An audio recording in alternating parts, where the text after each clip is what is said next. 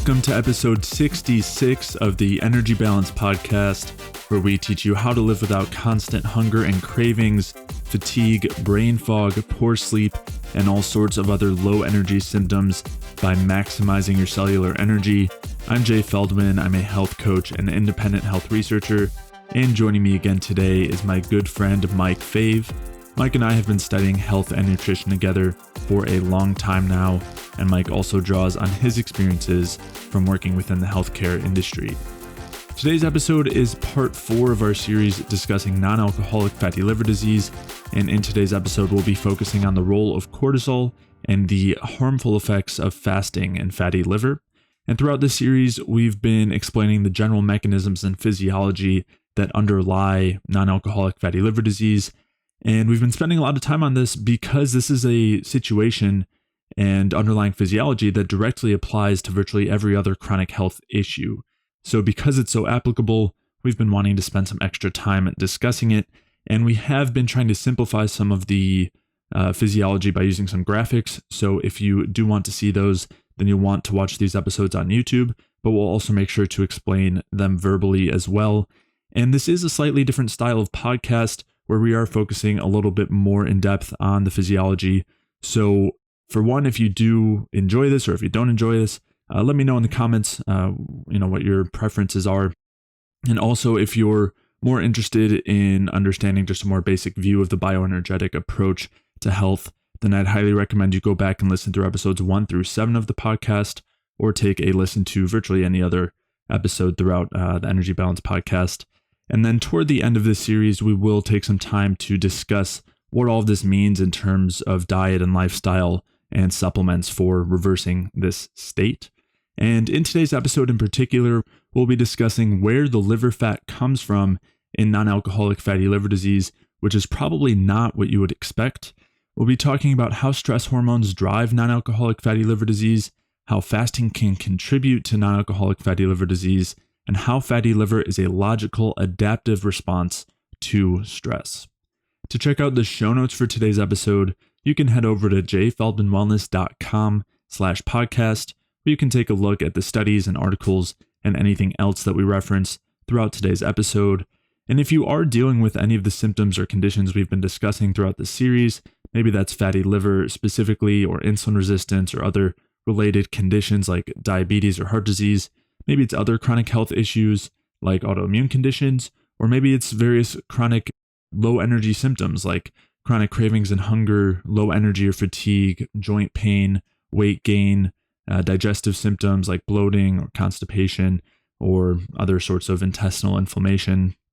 Maybe it's brain fog or poor sleep or hormonal imbalances.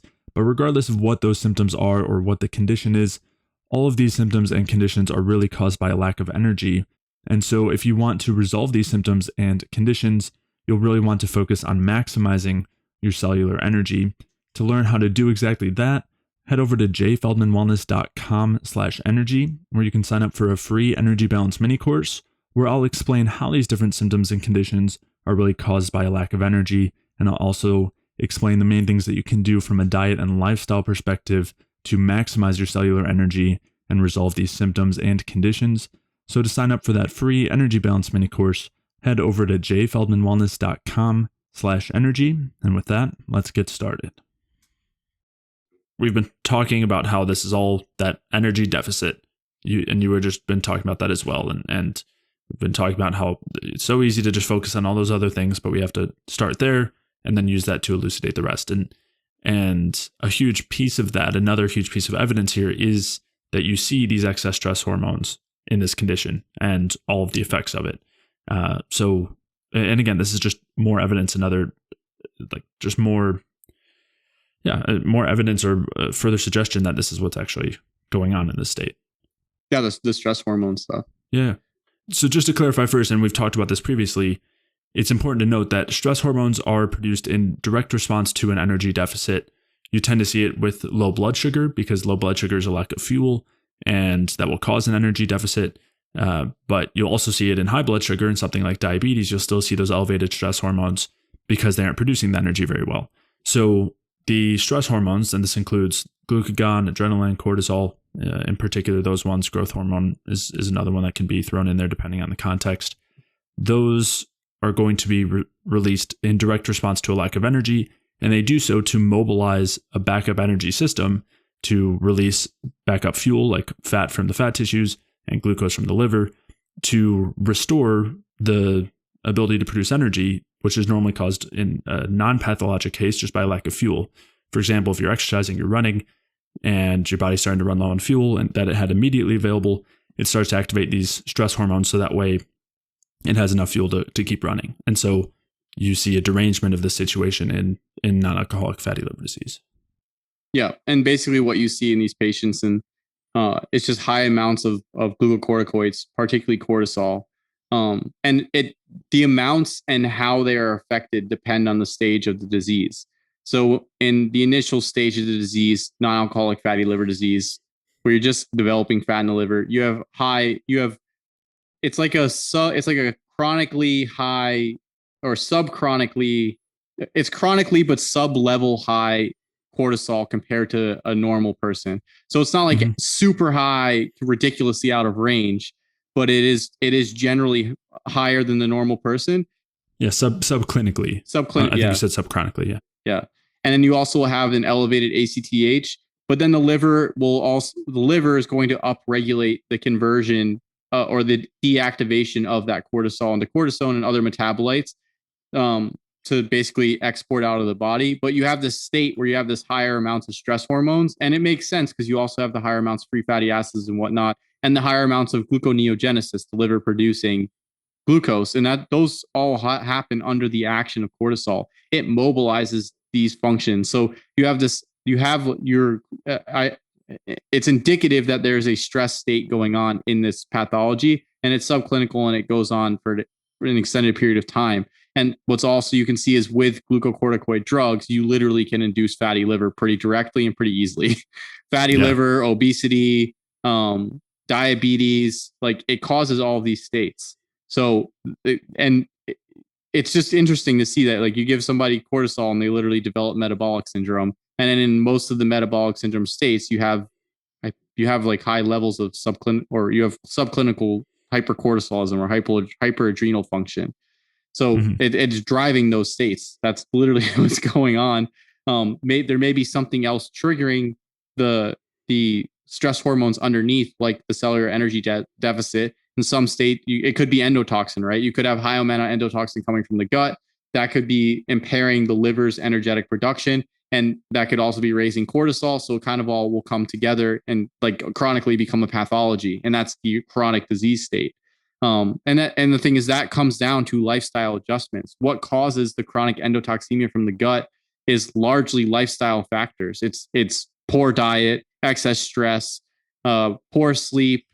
The certain situations, it's not being breastfed, and then developing like pathological microbiome over the course of life with poor diet. Like all of this stuff can come down to these factors, or it could be like an emotional trauma, a very potent emotional trauma in childhood or something like that can stimulate the adrenal glands chronically through the course of life. And you can see things like that, and especially if they're things like that, if they're not addressed. So you have this high amount of cortisol in non-alcoholic fatty liver disease. And then the liver's is basically in that state. You see an upregulation of the deactivation and the trying to get rid of that cortisol. As the liver starts to progress into non-alcoholic steatohepatitis, where it's actually inflamed, then you basically see an upregulation of cortisol inside the liver cells themselves, where they're actually taking the inactive cortisol and they're converting it. I think it's through 11 beta hydroxysteroid, whatever one. HSBD1. Is it a decarboxylase? I think so. And it basically will convert cortisone into active cortisol. And go ahead. It's hydroxysteroid dehydrogenase. Dehydrogenase. Okay. Yeah. So basically that's what you see in these states. And it's just, there's the other study I talked about, it like goes very startling. It goes perfectly with the study, is basically showing that, and I can even read a little quote here. So non-alcoholic fatty liver disease patients were obese with fasting, hypertriglyceridemia, and hyperinsulinemia. So basically, they had higher amounts of fat in the blood and high amounts of insulin. Of the triglycerides accounted for in the liver, about 60% of those arose from non-esterified fatty acids, which means that they're coming from the fat tissue.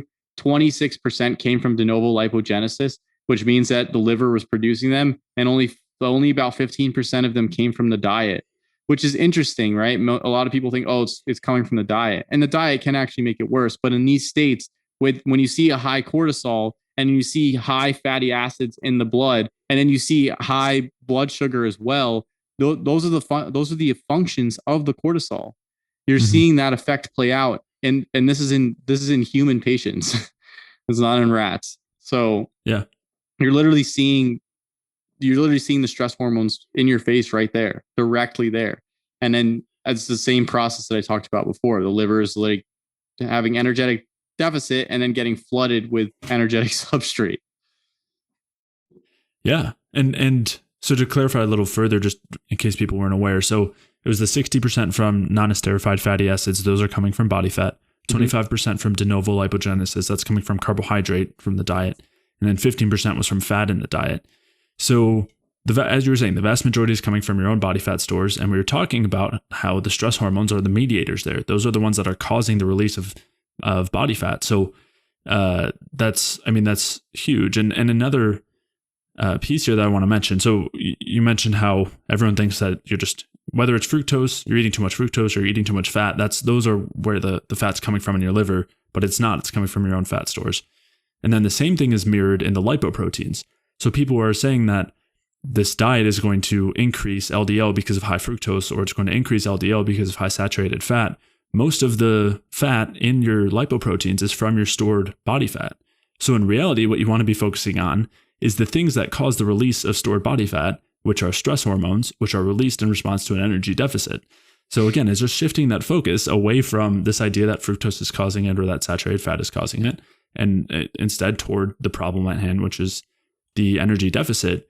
And another thing that they point out here is that in the fasted state, the people in these conditions weren't responding properly. They weren't decreasing these processes. And instead, de novo lipogenesis was relatively elevated when they were fasting due to the insulin resistance.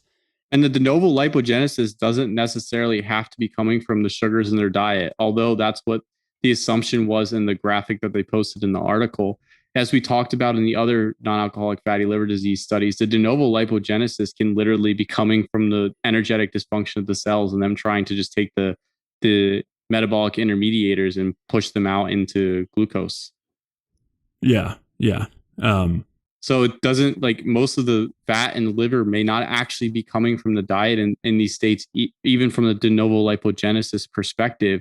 It could actually be coming because they're not actually oxidizing the sugar through and then converting it back to glucose, because you're seeing it in the fasting state as well as in the fed state, which would lead me to believe that it's actually from the pathology, and like taking in sugars in the diet is just moving in with the pathology. It's not inducing the pathology.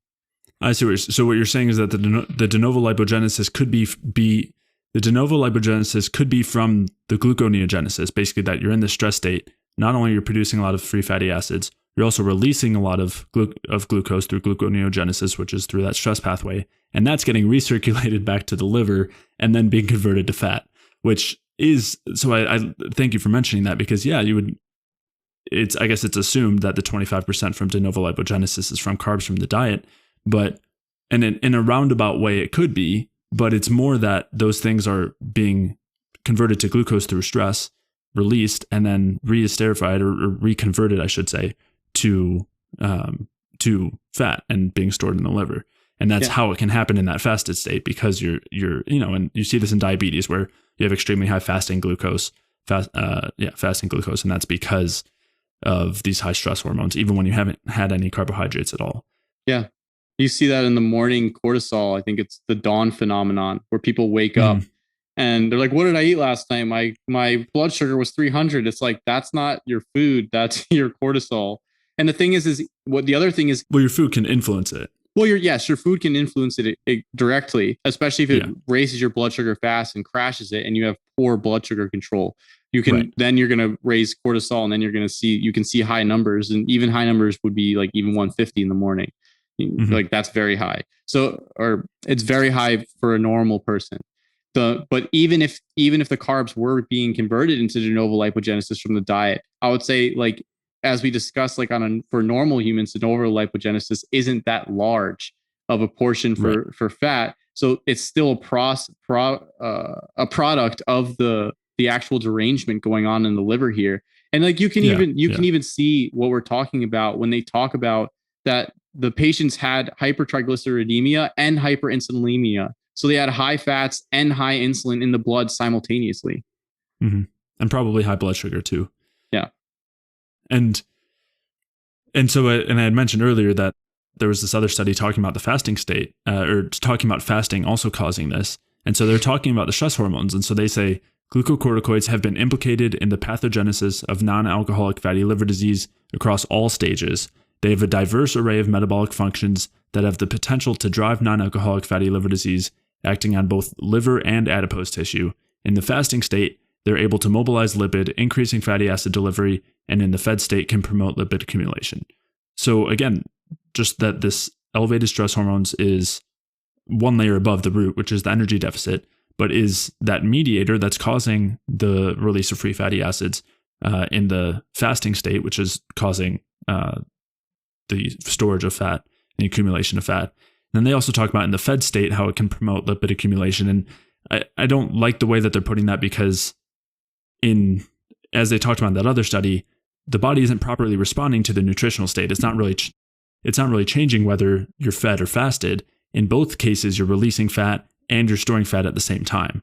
And that's because, and this was another thing I wanted to mention, is that when we're talking about these high stress hormones, the high chronic stress hormones have direct effects on impairing energy production. They're one of the things that can directly inhibit energy production. And you alluded to that when you were saying that things like trauma and emotional stress can cause these issues, and all sorts of other physiological or non-emotional things can cause it as well. Like excess exercise, for example, will increase these stress hormones. So they are, in the same way that fatty acid oxidation or lipid oxidation is a part of that vicious cycle that continues to drive the process, the stress hormones continue to drive the process as well, both by releasing substrate to be used and by then impairing the ability to use the substrate essentially at the same time. Yeah. And one thing I want to point out here is this is literally Hans Selye's work, but all the factors that cause stress move through the same pathway. And then you have the same effect on the outside. And there's like a great graphic. I think Danny posted it at one point, but it's literally like you have all these feeding in factors, same pathways, and they could be like multitude of different factors, whatever it is, diet, traumatic accident, whatever. Like it still works through the same stress pathways, and the outcomes are the same. And it depends on the degree of the activation of that stress pathway. And that's why an emotional trauma can be just as damaging metabolically as certain physical traumas, as poor lifestyle, as chronic stress, whatever it is, because you're upregulating these pathways. And then even with the intermittent fasting stuff, even with the fasting stuff, you literally see decreases in thyroid hormone and testosterone. But they literally were able to rescue testosterone production in men on an extended fasting period by giving them consistent glucose boluses through that period. And the consistent glucose basically just kept the stress hormones to a degree lower. And then the hypothalamus still allowed for testosterone production. And there's other intermittent fasting studies where basically they show decreased thyroid function and decreased androgens with upregulation of cortisol. And so there's some people talking about like the intermittent fasting actually causing weight gain in the long term for them, particularly around the midsection. And that's because, like, while initially when you do intermittent fasting, like if it's basically you're coming from, depending on where you're coming from, like it can fix some pathology, right? If you do have a fatty liver, like, and not adding substrate into the system over an extended period of time, like I'm not going to deny that can be helpful for some people. Would I say that that's the ideal way to go about it? No, it's not correcting the energetic deficit, but you're not putting the excess substrate on the system, which can also be helpful if you're not going to correct the energetic deficit. Then in those situations, like you're decreasing the substrate, like it can still be beneficial. Like you don't have the conveyor belt's broken in the factory, and you're not making chairs very well, but you don't have all the firewood piling up. That's essentially what's happening in those situations. But once it helps with that over the long term, without the adequate supply coming in to the factory, you're still not producing energy. So you're gonna have to rely on the backup stress pathways. You're gonna have to start breaking down the factory to get the studs from the wall so that you can produce your chairs, which is what cortisol does. Yeah, and I think you can make the argument that that's even worse, right? Like it might be better to produce a small amount of chairs and have a ton of these byproducts that are causing damage than to really be producing no chairs and having no wood coming in at all.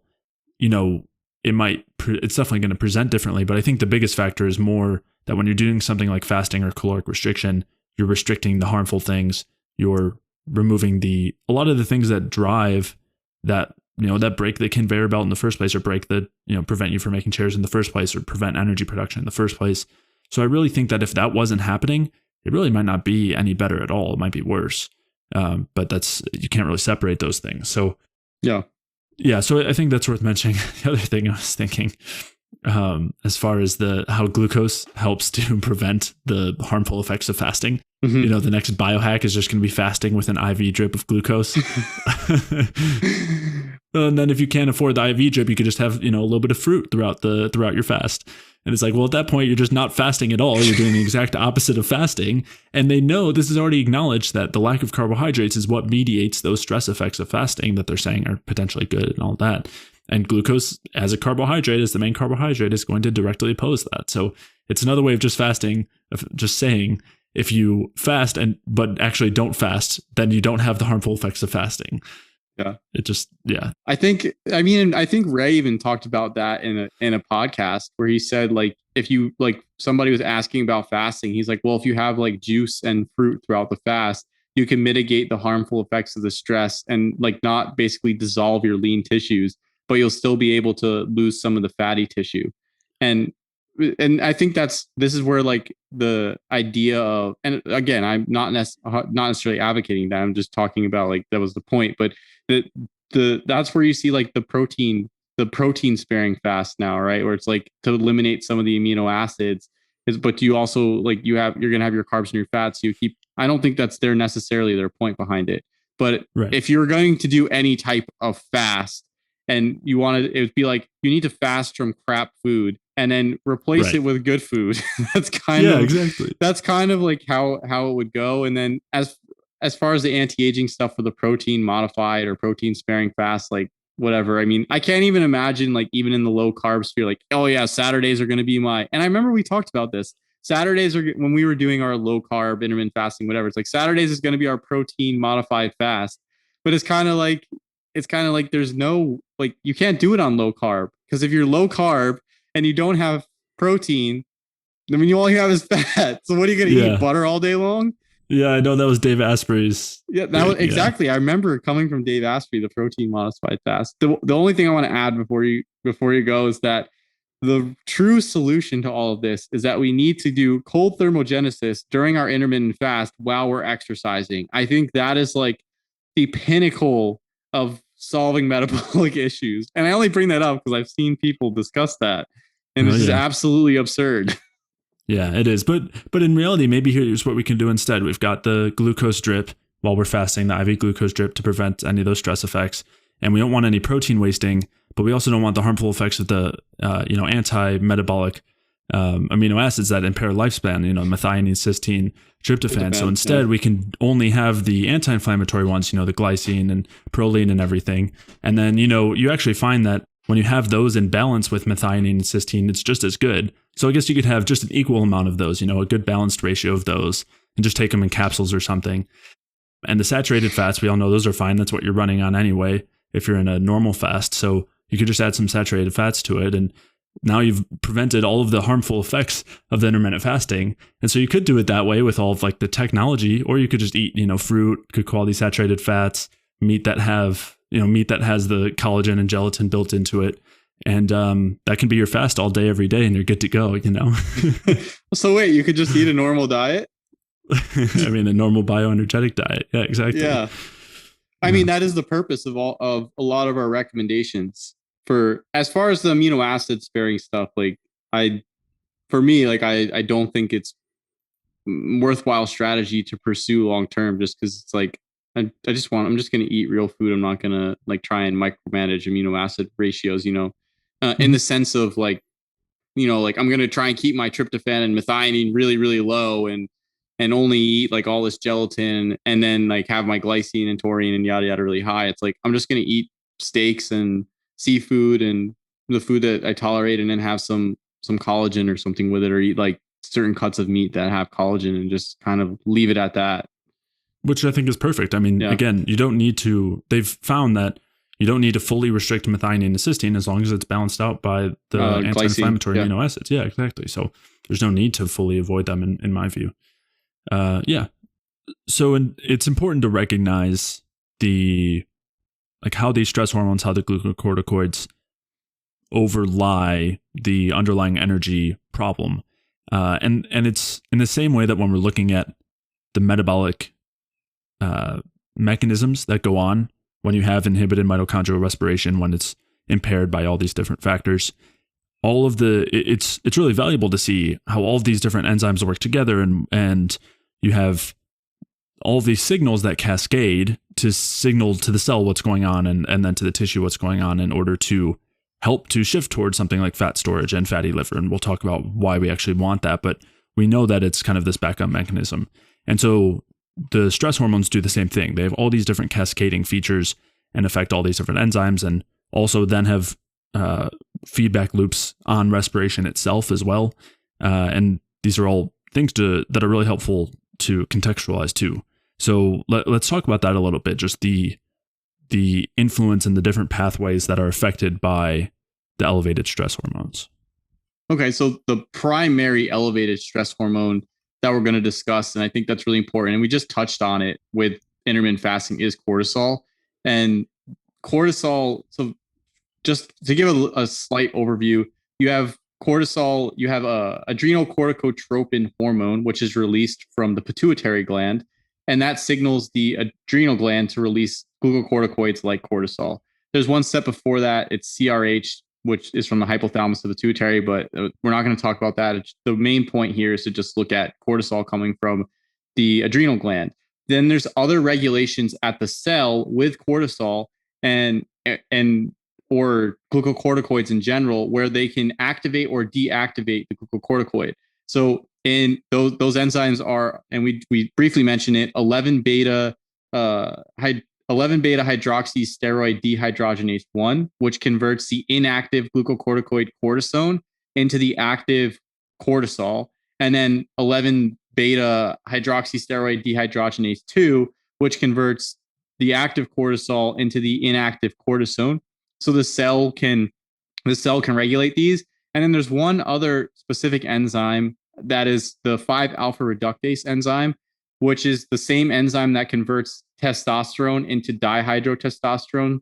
So testosterone being the main androgen, being converted into the most potent androgen, which is dihydrotestosterone. But 5-alpha reductase can also inactivate cortisol. So, and some interesting things that they find in these states is, while you can have the subclinical elevated cortisol levels in obesity, diabetes, non-alcoholic fatty liver disease, you can also have upregulations of the enzyme HB or 11 beta hydroxysteroids dehydrogenase 1, which at the cellular level, at the liver level, or even at tissue level, at the fat level, where you see these cells are expressing this enzyme, and whatever cortisol they're getting, they're turning it, or cortisone or glucocorticoid, they're making sure that it's active, and then down regulations in some of the deactivating enzymes. And then specifically to fatty liver, it's the same thing. The same process is happening at the liver cell. And then throughout the progression of disease, at first the cell has like a deactivating effect on the cortisol. So it has 11 beta HSD2 is a little more upregulated. So it's trying to deactivate the cortisol. Then eventually, as it progresses, 11 beta HSD1, the activating enzyme, is increasing. And then eventually the activating enzyme, and this is when you go into NASH, the activating enzyme is increasing and the deactivating enzyme is decreasing. So you just have constant elevated glucocorticoid signaling. And in NASH, which is non-alcoholic steatohepatitis, and then eventually cirrhosis, those are like the severe forms of this disease. And most non-alcoholic fatty liver disease doesn't even move into that direction. It doesn't. Most non-alcoholic fatty liver disease just stays as non-alcoholic fatty liver disease. It doesn't progress. So you see like the changes in amounts of not only released glucocorticoid, but actually the glucocorticoid function at the cell being increased as the pathology increases more. So you see this trend with more glucocorticoid, more pathology. And you also see that with the mitochondrial dysfunction. More mitochondrial dysfunction, more pathology, more oxidative damage to the cell and the mitochondrial structures from the dysregulated metabolism, more pathology. So they all track together. And this is going to be important a little bit later on when we try and like bring everything full circle. Did you want to touch on anything that with the enzymes or anything? I think you did a good job of summarizing, right? The as far as the 11 beta HSD 1 and 2, they're upregulated and downregulated with these different energetic states. And as things get worse, we basically have an amplification of the stress signals. Like as energy production is getting worse and worse, as you're having more of these inflammatory states and having this pathology, you amplify that more and more. And initially you're trying to, we kind of talked about this before as far as kind of an acute and then a chronic issue, where it's the same thing, just expanded on a longer term. So when you have an acute issue, you're trying to just get right back to baseline. As it starts to get chronic, the goal is still to get back to baseline, but it's a situation where the problem is being recognized as a more severe problem. And so there's a greater effort to try to recover at that point, to try to mobilize resources and deal with that problem, because it's becoming a much more major problem to the health of the tissue and the health of the body. And that's what cortisol and these stress hormones are, is they're mobilizing of our backup systems, our backup fuels. And that's why you see the release of free fatty acids, for example. So we're seeing that as the problem continues not to be solved by the initial stress hormones and the initial backup pathways, they get deeper and deeper in their layers and digs that hole further, and then is creating more and more of this, what we call pathology, but the pathology is just trying to recover from this damage and trying to prevent and reverse the damage. And it's just not able to, because there's this continued insult or multiple continued insults, which we'll talk about what exactly are these insults that are causing all these issues. But the stress hormones are just a good characterization of what's going on. Yeah. And it's also interesting because the cell is a switch, or has the ability to decide what it wants to do with the stress hormone. So the body as an overlying system, the endocrine system, and also the immune system and nervous system are deeply intimately related in all of these states. But essentially the body is getting the signal that you're having a cellular energy deficit or having an inflammatory problem. It all essentially comes down to what's going on at the cell and the effects there. And then it releases mobilizing hormones to help the cell, and the cell can choose how it responds to those hormones depending on the cell state. So when you have further disruption in the cell's energetic state and energy production, it will change how it actually deals with the glucocorticoids. So the healthy cell can actually just convert the glucocorticoid into an inactive form, whereas an unhealthy or a stress cell will move it into the active form. And something that's interesting to realize here is that the purpose of cortisol or glucocorticoids, as we discussed, is to mobilize energy resources, and oftentimes this is fat stores. And then that's not only for the cells of the liver, but for the rest of the body. So it induces this cyclical or a circular pathology where it increases lipolysis, or the breakdown of fat from fat tissue, but then it also stimulates the increased production of fat at the liver and glucose at the liver, and also triglyceride synthesis at the liver. So when you upregulate glucocorticoids very strongly, you start creating a situation where you're taxing the fatty acid metabolism of the liver. So the liver has to produce fat, create fat, and then process fat all simultaneously from multiple areas. And that's where I think when we talked about the study where we're showing that the majority of the fat coming to the liver in non-alcoholic fatty liver disease was actually non-esterified fatty acids from the fat tissue, it's very interesting. And I think that parallels directly with the glucocorticoids. And basically, the glucocorticoids having an effect of upregulating certain genes that increase fat production or triglyceride production. So it increases genes that turn acetyl-CoA into malonyl-CoA, which you talked about earlier as being the main pathway to creating fat. So, and then also increasing genes like fatty acid synthase, which is literally what it sounds like, increasing the synthesis of fatty acids.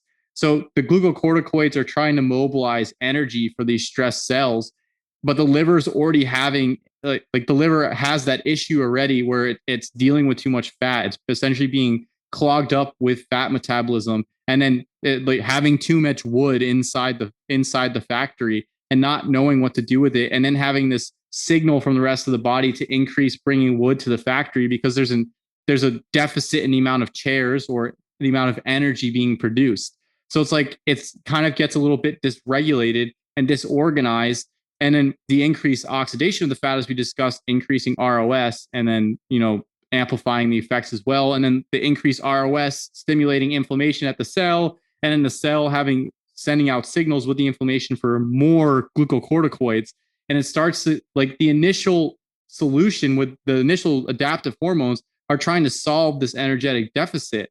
But as the pathology increases more and more, and the cells get dug deeper into this energetic deficit, they signal for more glucocorticoids, but it actually can make the situation worse. So, and I want to point out here that in many different like avenues of research, knocking out glucocorticoids in some of these states actually reverses the pathology. And I think that's because you start to like help with the backlog going on at the cell with the fatty acids and all these energy substrates that are trying to increase the actual energy production of the cell. And even knocking out the specific enzymes like 11 beta HSD1, which is the activating enzyme. When they knock that out, the dysfunction from the pathology, the dysfunction in the pathology actually gets eliminated because the cell doesn't respond with active glucocorticoid anymore in the fat tissue and at the liver. So this lends into like the idea of breaking that cycle. So we already talked about, addressing the issue with the fat metabolism and the energetic state of the cell. I guess we'll get a little bit more into the oxidation. So fixing the excess oxidative stress at the cell, and then also fixing the glucocorticoid signaling at the cell. So we're going to talk about all of these things, I guess, in like a solutions once we bring everything together. The other thing that I want to point out is just that we have to, while glucocorticoid signaling is prominent in this pathology, we want to know, and it can be triggered by what's going on at the cell. I think that there's one step beforehand that's triggering that glucocorticoid pathology. And we'll talk about that a little bit later, but there's something that may be upregulating the glucocorticoids very specifically in the fatty liver pathology. Yeah.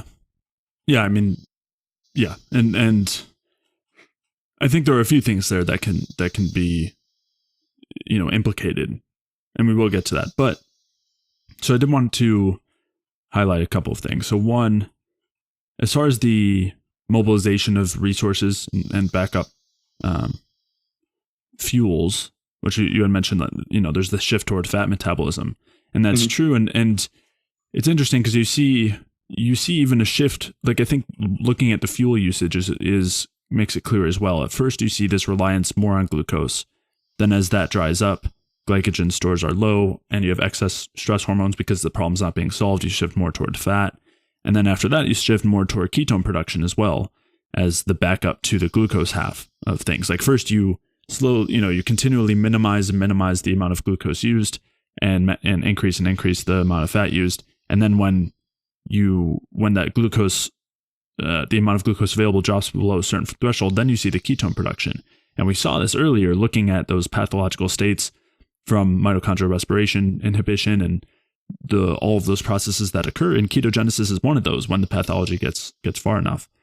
And so I think that's a good representation as well as looking at some of those enzymes that we were talking about, the 11 beta hydroxysteroid decarboxylase, dehydrogenase, and the 5-AR, 5-alpha reductase. Did you talk about the 5-AR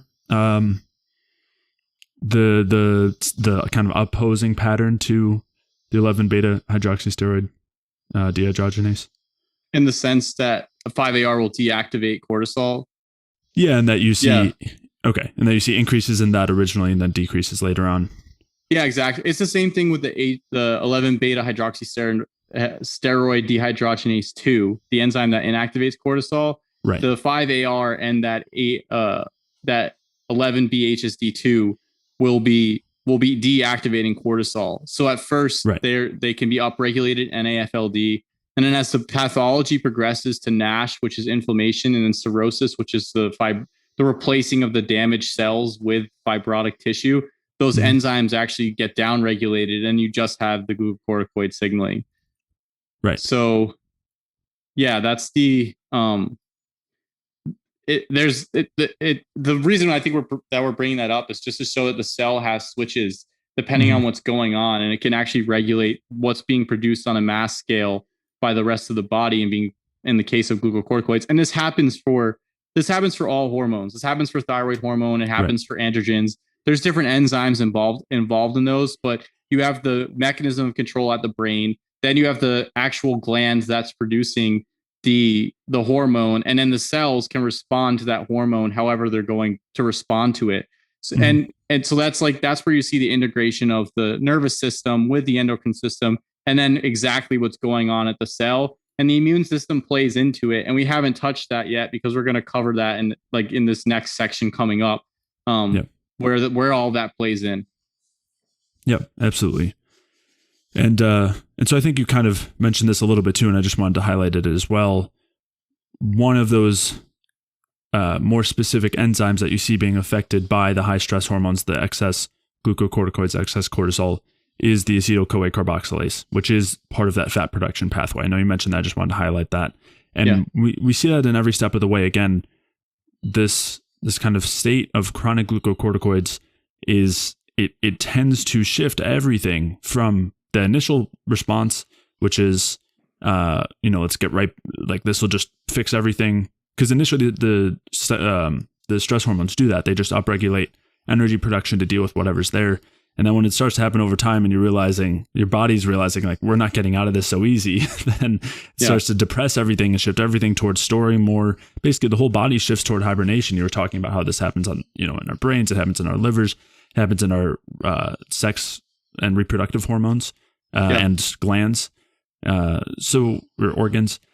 So you see, and then you mentioned thyroid as well. You see this in every layer, that there's this shift toward, away from high metabolism, away from optimal function, away from a non-fatty liver, and toward that opposite state of storage and hibernation and slowing things down. And and it's just one of the main mediators of those things is cortisol and the glucocorticoids. It's like that main, again, mediator, the messenger that goes between what's going on underlying that lack of energy and then what we call pathology, but is really just protective adaptive mechanisms that protect us from what is anticipated to be as future stress. Basically, the body's saying, if this keeps happening, we can't keep this up.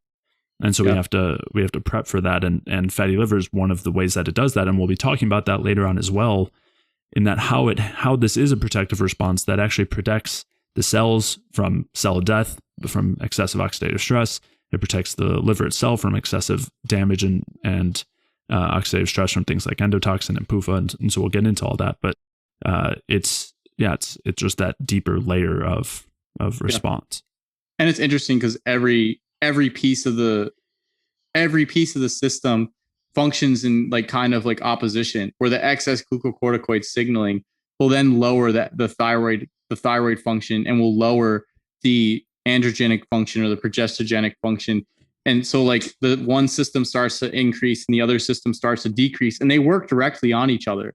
So any periods of excess amounts of glucocorticoids or cortisol or anything like that has direct effects on the other hormonal systems as well. So the whole body's regulation systems have a shift, as well as, or have a switch, as well as the switch at the cell. And it's not just the switch, it doesn't just happen like that. It's kind of a spectrum or gradation of pathology, whereas one side increases, the other side is decreasing. Maybe not exactly linearly. They could be in different curves, but that's kind of the general idea. So everything is managed at a large part of what's going on at the cell, and then the hormone systems and endocrine system, the immune system, the nervous system mobilize and adjust everything around that. And then, so it's just a big, beautiful system of regulation and feedback loops and adaptive processes to help the cell manage its state. And the pathologies are basically just extended periods of chronic stress. And it's about fixing those, fixing those extended periods of chronic stress, reversing the damages at every step of the way. And those are comprehensive approaches. There's not going to be that quick fix. So just block glucocorticoids, bam, you're done. Right. Yeah. I think the key takeaway here is that fatty liver is beauty. Yes. And obviously I'm joking when I'm saying that, but in reality, it is, I think, really helpful to just keep that in mind, that this is not something that we need to be fighting against our bodies with. I know that is the common narrative in virtually every disease, every condition, whether it's just obesity or just being overweight, or it's fatty liver, or it's heart disease, whatever it is. It's that our bodies are destructive, and if left to their own devices, they will destroy us. They will destroy our health. They will make you eat donuts and French fries, and there's only downhill. And so you need to fight against that. And so, I just think it is helpful to recognize these things as protective and adaptive, and that if we actually remove the things that are creating this quote unquote toxic load, this direct damage to our bodily systems, then it relieves these pathologies, which because there's no need for them, right? And the same thing, we've talked about this extensively with weight loss too, and I'll link to those episodes, but basically talking about that as a protective hibernation state in response to a lack of energy. And we're seeing this in a more, when we're looking at fatty liver, it's just looking at that directly in terms of the liver, but it's basically the same situation.